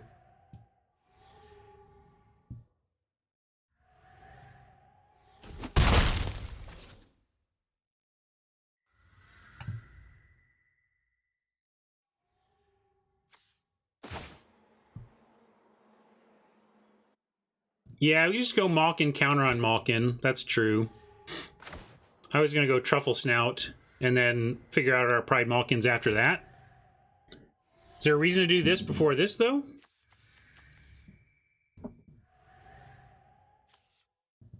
Yeah, I'm going to start with the Snout. I just don't see any, like, if you want to do Malkin with a counter, I'd rather do Truffle Snout with a counter. It's just a little bit bigger, and then next turn we have flexibility, right?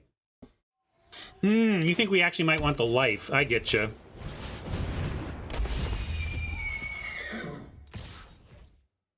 Well, again, it's gonna be hard to get the Watchdog to the point where it can't just be traded with this Charger anyway. So I'm gonna take this trade, and then we get a Truffle Snout that can attack through the Charger here.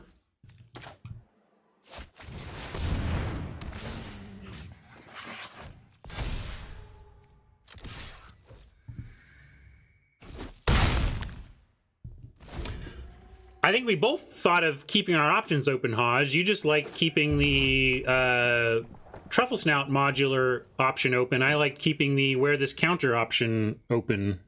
Where this counter goes option open, right?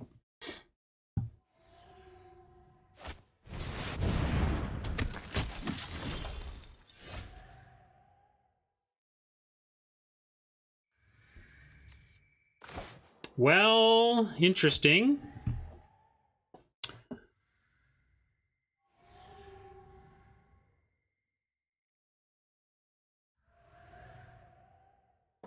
Yeah, we can offer the Truffle Snout. I don't think they'll take it. And then we Pride Malkin and set up to have something that can still block the Adept. I just don't want the something to removal to make the Adept start taking over or something.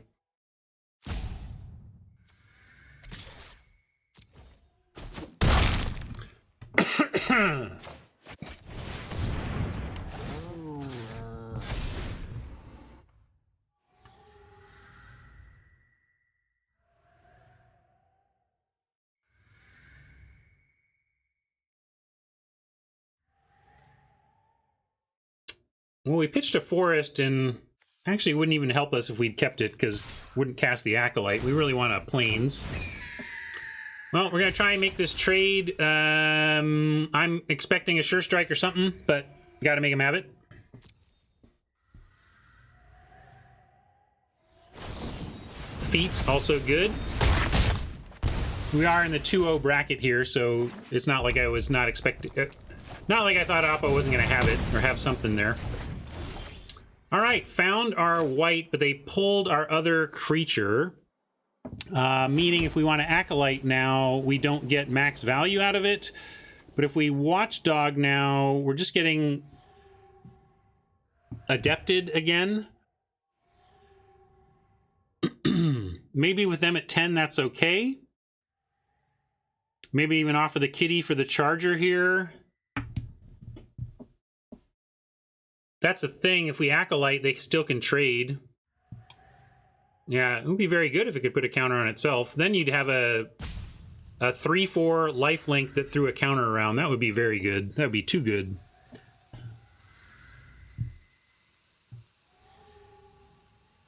So.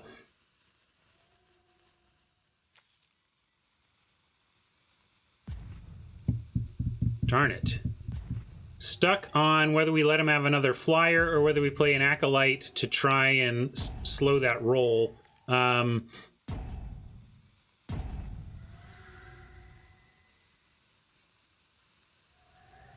You like attack and dog and see... Well, maybe we see if they block.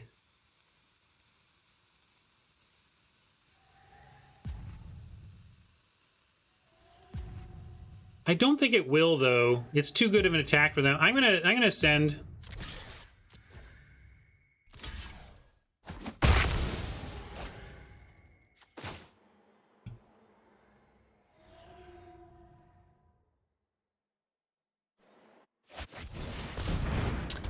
We are 2-0 in game 3. Or match 3.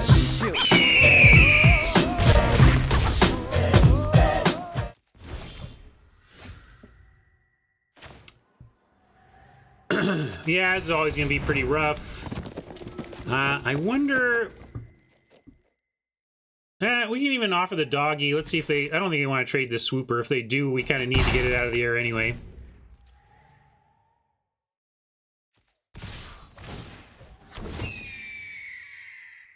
And 3, 4, 5, 6, 7, 8, 9. Don't we just win here? I like just winning. Well, no, we don't just win. If they play any defense, we don't. But we have a potential win. I think they're going to play a blocker, but we got to say no blocks and hope. It's a very long shot chance at a win, but if they have 2 lands,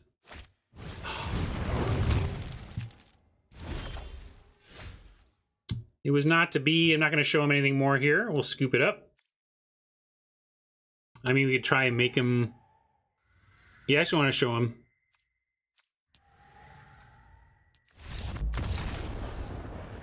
It's about as good as I've seen the Adept be, but really that wasn't the Adept being good, it was Feat of Resistance being good.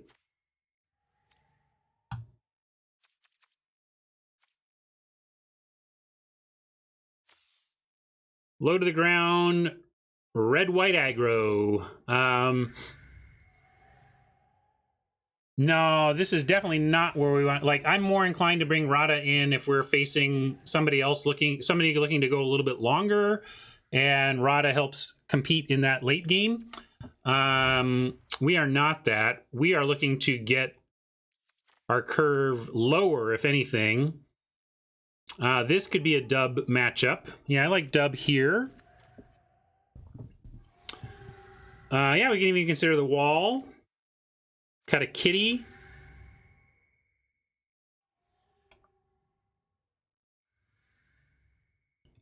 I like the Titanic growth in this spot. You could cut a Defiant Strike as being pretty replacement level.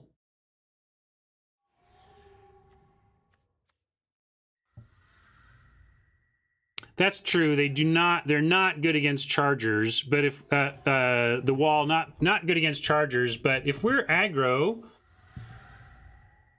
would you rather, yeah, like what do you want to cut then, Haj? Or do you want to do anything here? Do you like getting lower? What would you do?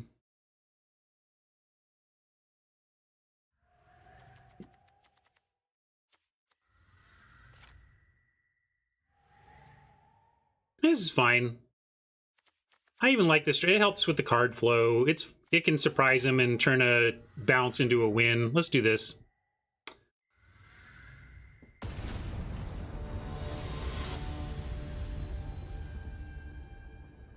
Yeah, Mauler's not terrible. It was in our deck and everything, but something had to go. I was okay with that one. With Pteranodon and a Malkin, I'm keeping this despite the lack of white. And if we find white, we can potentially dub up a Pteranodon, and then they need Faith's Fetters or we get it, right?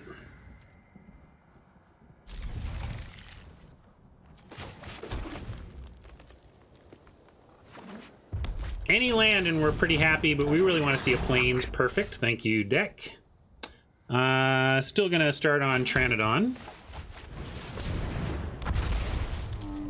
Yeah, Dino into dub would also be fine here. Means the Malkin wouldn't be exposed to this Arsonist. Ooh, and with Mentor in the wings, I do like waiting until we can lead with the Mentor to get benefits out of Truffle Snout and Malkin, so we will dub here.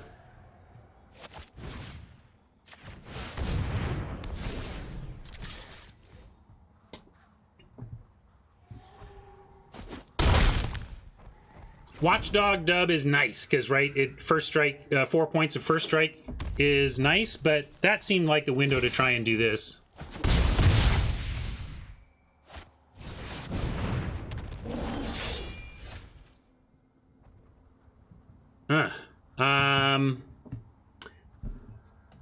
If we do Mentor, it's our only play. We could Watchdog and try to have a trade for the Ogre. We could Truffle Snout. I want to save. I do want to try and...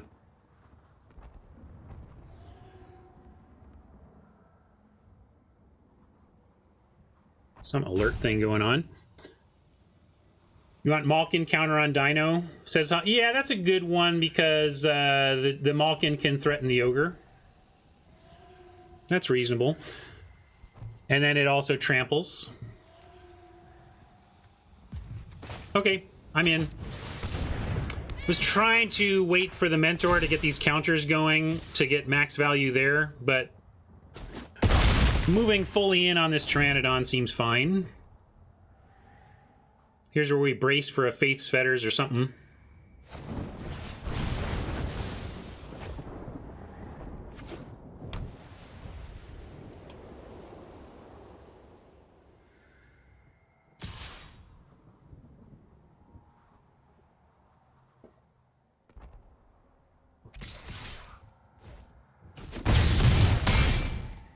They're racing, but no pump. They got to play here. Must have a creature.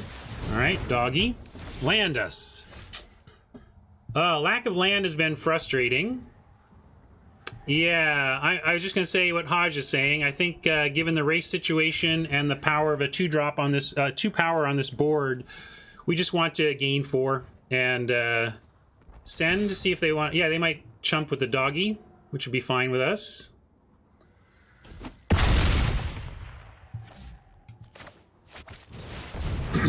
This is not going how I thought it would go, given our opener, but it's working out, question mark?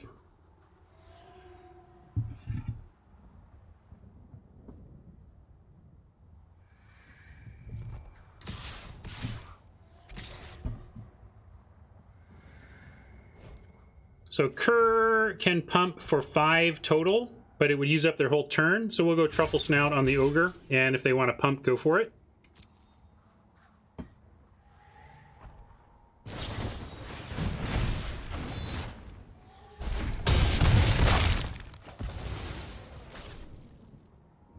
Frustrating game, honestly. I mean, they lose to many cards now, but like so do we. Obviously, they have to chump, but we don't have trample, so they just start chumping, and then they have a pretty good crackback. So we're choked on white. Let's play our biggest white card, which is the Battalion. You want to swing play Battalion. Can we do that? I guess Hodge is being more aggro than I would be, but also, how are we winning if we don't do that? I'm really worried about that Kerr. Yeah, swing is the same as a block, though, is a very good point, except for the Ogre. But we are going to play something that can block the Ogre. So, so that's a great point. Swing is the same as a block because everything, well, except for the Kerr, like, it prevents 2. Attacking here prevents 2 from their attack because they must block.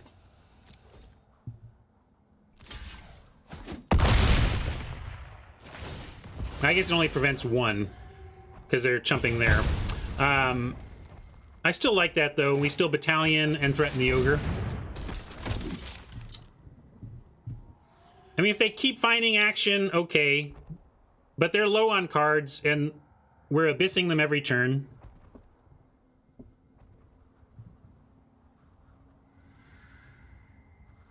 Hodge summed it up right there. We were already set up to block their most concerning card, so it was a reasonable play. No pump, so we can expect another chumper here.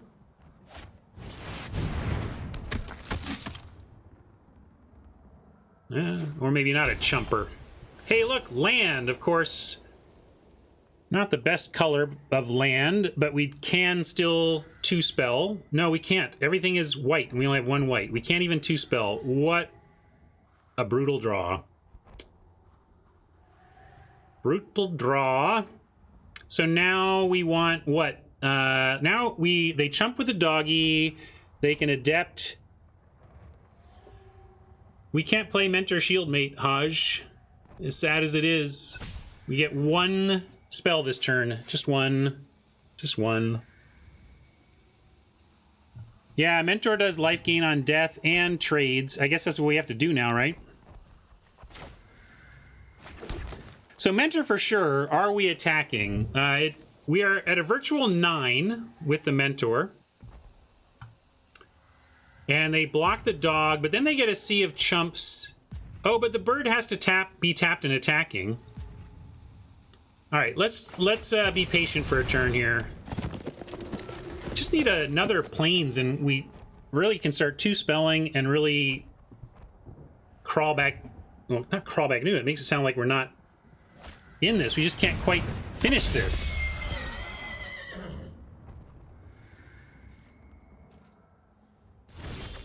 All right. All right. All right.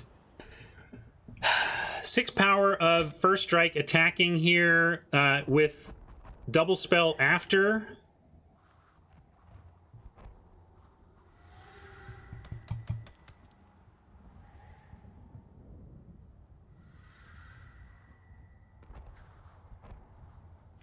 Yeah, Tom Wannerstrand let the dogs out. Yeah, the mutt really does change things, right? If it weren't for the mutt, we could try and play a longer game, but we don't have time. They have to chump, and the mag mutt is forcing us into action.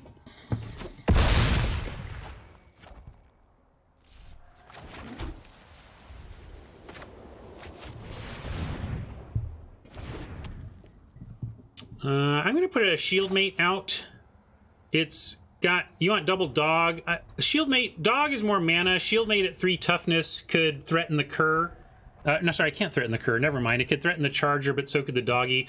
I was inverting the cur's numbers. Since this can't block and kill the cur, I'll just doggy. I was thinking shield mate's 1 power could trade for something, could eat something, but it can't eat anything, so never mind.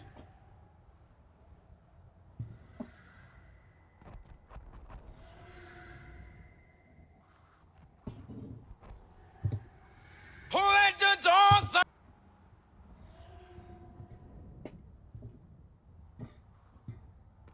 Won't even let it get to the scratch.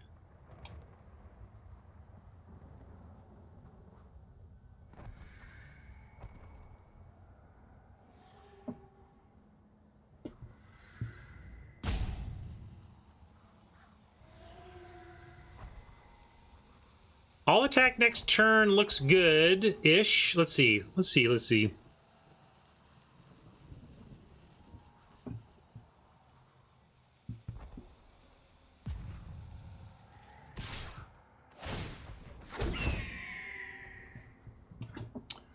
Well, I'm doubled. We don't even have a lot to do with the mentor anymore. I guess we might draw stuff to do with the mentor. Do you think it's better to have vigilance or the mentor potential? Yeah, we can't. I mean, do you want to? We can't. Yeah, let's just triple and let him decide, right? Good call. Triple gets blown out by... Sure, if they had strike, I think they would have attacked before. Like, if they had feat or strike, I think they already would have attacked, which means we're playing around a top-decked feat. True says no reason to triple. Yeah, what are we playing around by tripling?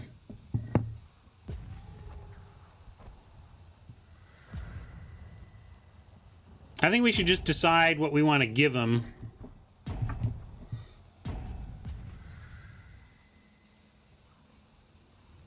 Shock. Again, shock, they just attack with everything and kill us, right? I think any kind of interaction here... I am gonna leave the mentor out of it and make him have it. If they have it, I'm gonna tip the cap. None of their play has suggested they have it unless they just literally drew it off the top. And if it is... Okay. Like, they had to have just drawn that.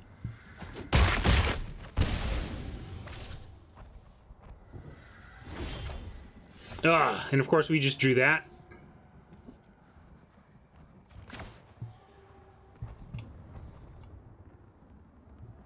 Yeah, we considered it all. I'm not worried about that, gang.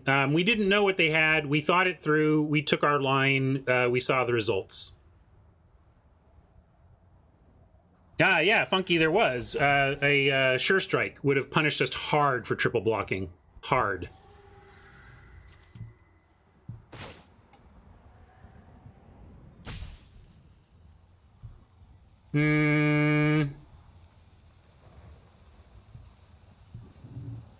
Yeah, but we lose our...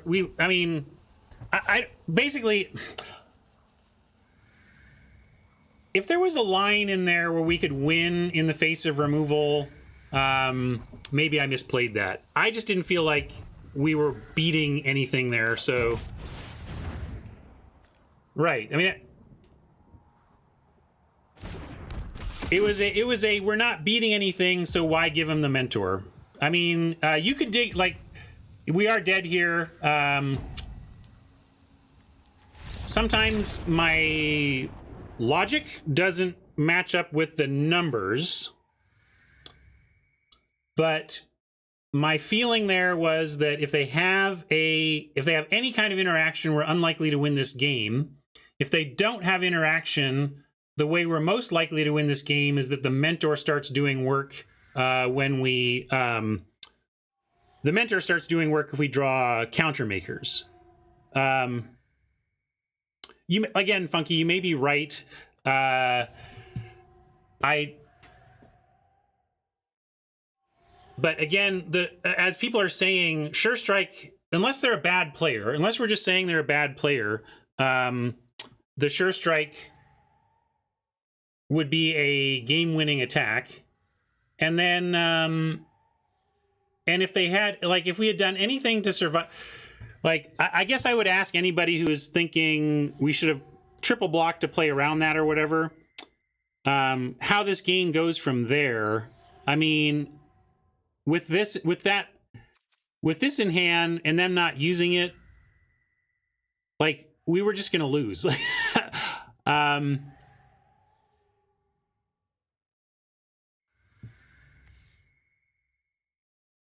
So that's really my main point, is that if you can math it out, how if we do this, that, and the other thing against this specific card, we survive.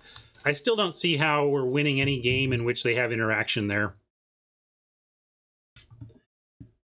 So I don't want to be making excuses and letting myself off the hook for losing a game I could have won, but I am saying, in general, if you're in a spot that tight, you're not gonna survive to their premium removal. Like, you're just not gonna live with. So we were playing around nothing because we could beat nothing. Nothing is what we could beat.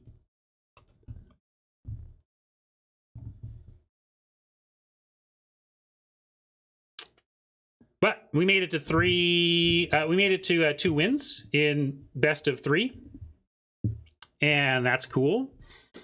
It's only 8. It's only 11:15 for me. I guess we could play some more. We have some. We have the deck we started yesterday. Maybe I'll go do that. Let's claim this prize.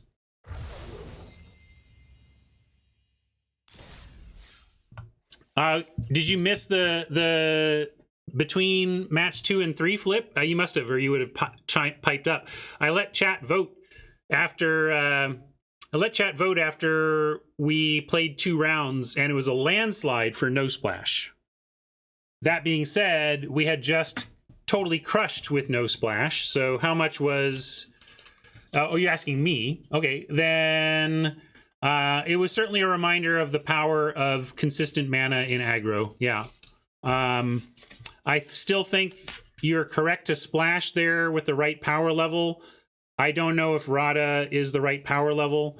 I certainly think in best of 3, there are definitely times where after game 1, you're going to say, this is a time to splash Rada versus this is the time to not. So I definitely think there are matchups where you're going to want the Rada splash regardless of where you were for game 1. But I still think it was pretty close for game 1. Hodge didn't think it was close. Hodge is with you, Flip, and thinks it was pretty cleanly don't splash. I've certainly, in the course of my Magic playing, come down pretty far on splashing. Part of that is understand that I cut my teeth on Magic Draft back when sets were designed very differently. When I was drafting Magic, the power gap between the power delta, for example, between a good uncommon or a rare and an average playable common was huge. The commons were so much worse back in the day that splashing was way, way, way more correct, because you really needed sometimes to get that third color to give your deck the power level to hang. And now the nature of Magic design has shifted towards much more power at common. I mean, wow, for those of you who are not old school Magic players, like, grab any main set, which is, say, not a small expansion, any first set of a block, Kamigawa, Mirrodin, Invasion, anything. Now, Homeland's going back too far, but let's say like Invasion forward. Pick any near modern set and go look through the commons and imagine drafting that set and compare it to modern day. The commons are so much better now that I think it does shift what is correct about splashing, because staying in your core two colors has gotten better as Magic has added more power to commons and, to an extent, uncommons. So yeah, exactly. Almost everything is playable, so you don't need to splash as much. So I am definitely way farther down on splashing than I was 10 years ago. But now it's much closer, and those are the tough spots. Because Rada is bomby, but is she just a straight up bomb? I don't know. That was close. Had fun with that one, though. And let me know what you think, YouTube. Were you in for the splash, or were you not in for the splash? Tough to say. All right. Thanks, though. We'll catch you later, YouTube. Oh, let's see. We got 10 packs. I'll open them for you.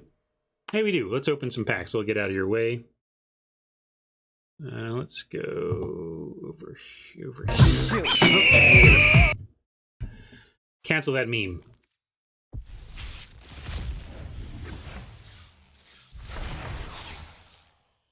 One mythic. All right, YouTube. Thanks. We'll catch you later.